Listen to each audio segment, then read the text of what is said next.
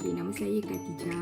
Perasaan saya belajar 2 hari bersama Tuan Rat Muhammad dan juga Cikgu Vanda. Okay, saya rasa excited, rasa bersemangat dan nak try apa yang dikongsikan oleh Tuan Rat itu. Apa yang diajar sangat best.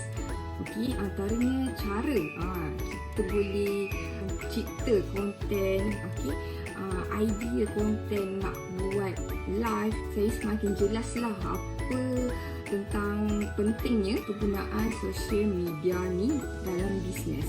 Hai, Assalamualaikum. Nama saya Lela Sari Mustafa. Pengalaman saya belajar selama 2 hari di WKSM memberi perubahan kepada saya untuk lebih berani dan maju ke hadapan. Perasaan saya teramatlah bersyukur sangat kerana mendapat peluang yang teramat bernilai. Saya Tina.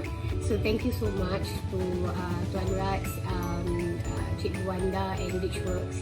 So saya rasa macam banyak ilmu tu dah ada depan mata sebenarnya sebelum ni, but then kita tak cukup research, kita tak cukup belajar to realise apa opportunity yang ada depan mata kita, and kita tak boleh terus buat any sort of business without any preparation atau initial planning live. Big plus point untuk saya daripada training tu adalah like macam mana nak buat consistent posting hari-hari to engage the clients, and also macam mana nak buat emotional marketing.